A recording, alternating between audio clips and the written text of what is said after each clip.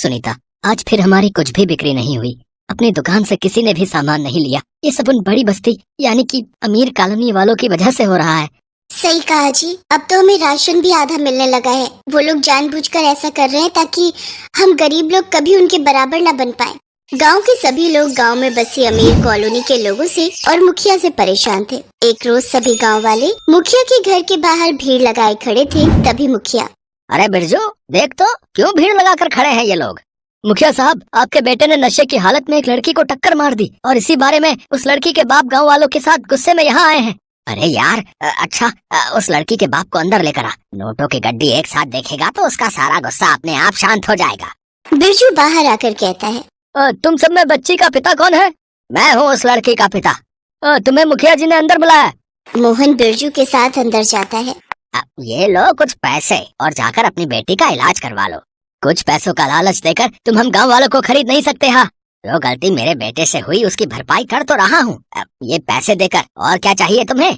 कई सालों से हम गरीब लोगों का तुम बड़े लोग शोषण करते आ रहे हो। हम ये शोषण अब और नहीं चाहते, हमें इससे छुटकारा चाहिए। अरे बस इतनी सी बात। मैं तुम्हारी ये बात मानने के लिए तैयार हूँ। ठीक है, फिर मैं ये पैसे लेकर चला जाता हूँ, लेकिन ध्यान रहे आगे ये गलती बिल्कुल ना हो।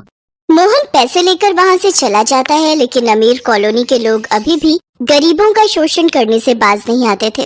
देखो, तुम अपनी बेटी की शादी में अमीर कॉलोनी के लोगों को कुर्सी पर और फकीर गांव के लोगों को जमीन पर बिठाकर खाना खिलाना, समझे? नहीं तो तुम्हारी बेटी की शादी रुकवा दूंगा, समझे? समझ गया मुखिया जी, वैसा ही होगा जैसा आप चाहते हो। मुखिया के आदेश से हरिप्रसाद फकीर गांव के लोगों को जमीन में बिठाकर जबकि अमीर कॉलोनी के लोगों को कुर्सी टेबल पर बिठाकर दावत देता है। जहां गरीबों की थाली में दाल भात था तो वहीं अमीर लोगों की थाली में तरह तरह के पकवान थे और ठंडी ठंडी आइसक्रीम, मिठाइयाँ, कोल्ड ड्रिंक जैसी ढेरों चीजें थी, जिसे देखकर अजय की छोटी बेटी रितु जिद करने लगी। बाबा बाबा, मुझे भी ये आइसक्रीम खानी है। नहीं मेरी बच्ची, हम इतने काबिल नहीं है कि वो आइसक्रीम खा सके। लेकिन रितु आइसक्रीम की जिद छोड़ ही नहीं रही थी। वो लगातार आइसक्रीम के लिए रोए जा रही थी। क्या हुआ? कब से देख रहा हूँ ये बच्ची रोए जा रही है। भला अपने बच्चे को भी कोई इतना रुलाता है क्या? तो क्या करूँ, कब से आइसक्रीम की जिद करके बैठी है। तो इसे कुल्फी ही खिला दो ना, वो भी तो आइसक्रीम ही होती है। कुल्फी? वो क्या भला है? और तुम कौन हो? पहली बार तुम्हें इस गाँव में देखा है। अरे मेरा नाम छप्पन है और मैं शहर में बड़े होटल में शेफ हूँ। मेरा मतलब है बावर्ची हूँ।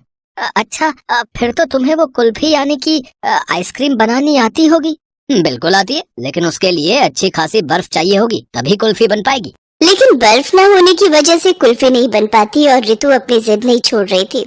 रितु रोते हुए जंगल की तरफ भागती है। अजय और छप्पन भी उसके पीछे भागते हैं। जंगल के बीचों बीच बांस का एक पेड़ होता है जिसमें बहुत सारे फूल लगे हुए होते हैं। रितु उन फूलों को देखकर आकर्षित हो जाती है और उनमें से एक फूल तोड़ लेती है। तभी अजय और छप्पन भी वहाँ जाते हैं। फूल तोड़ते ही वहाँ एक बूढ़ी औरत प्रकट हो जाती है। अरे आप कौन हैं और अचानक कैसे प्रकट हुई?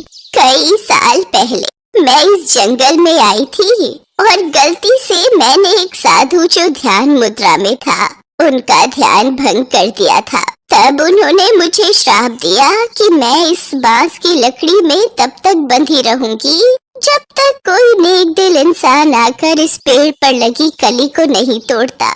आज तुम्हारी बेटी के कारण देखो, मेरी आत्मा इसकी वजह से आजाद हो गई। जाने से पहले मैं इस बच्ची को एक आशीर्वाद देना चाहती हूँ। आज से इस बांस को जब भी ये बच्ची छुएगी तो इसमें ढेर सारी बर्फ जम जाएगी।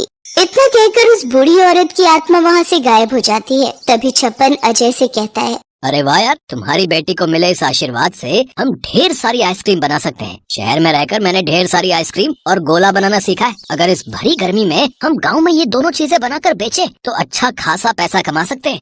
अरे वाह, क्या आइडिया है, हम बिल्कुल ऐसा ही करेंगे। रितु बांस का पेड़ छू देती तो सारा पेड़ जम जाया करता। छप्पन उसमें दूध और मलाई डालकर उसकी आइसक्रीम बना दिया करता। फिर उन दोनों ने बांस की कुल्फी और गोले का ठेला खोल लिया।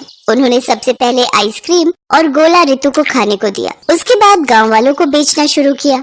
आओ आओ, बांस की कुल्फी और गोले का ठंडा ठंडा स्वाद लो। आओ आओ, गोला और कुल्फी ले जाओ। बाबा बाबा, मुझे भी कुल्फी खानी है। भाई साहब, एक कुल्फी दे दो। कितने की है? जी 5 रुपए की। कुछ देर बाद एक औरत वहाँ पर आई। अरे वाह, ये तो दिखने में बहुत ही स्वादिष्ट चीज लग रही है। भैया कैसे दी? बहन जी 5 रुपए की एक है। इतने पैसे तो नहीं है अभी मेरे पास। कोई बात नहीं, आप अनाज देकर भी इसे खरीद सकती हैं।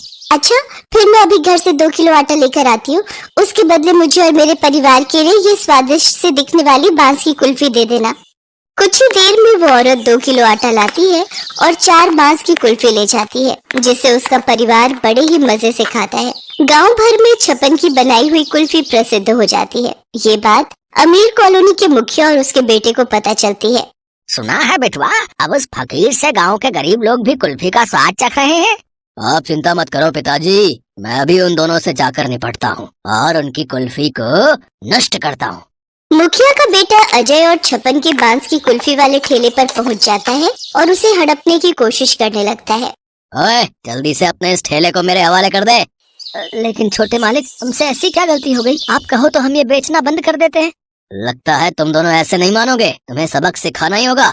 गुस्से में मुखिया का लड़का जैसे ही उस बांस को छूता है तो उसे जोर का करंट का झटका लगता है। अरे बचाओ बचाओ, ये करंट कैसे लगा? ये करंट कैसे लग गया? भागो भागो। मुखिया का बेटा झट से वहाँ से भाग खड़ा होता है। इसके जाने के बाद वो बांस चमकने लगता है, जिसे देख अजय कहता है, ये जरूर उस बूढ़ी माँ का ही आशीर्वाद है। इसका मतलब जो भी इसे छुएगा या नुकसान पहुँचाने की कोशिश करेगा, उसे ये जोर का झटका देगा। चलो बढ़िया है, अब हम अच्छे से अपना व्यापार कर सकते हैं। इसके बाद वो दोनों मिलकर खुशी खुशी अपना व्यापार करते हैं और उससे खूब कमाई करके अच्छी सी जिंदगी व्यतीत कर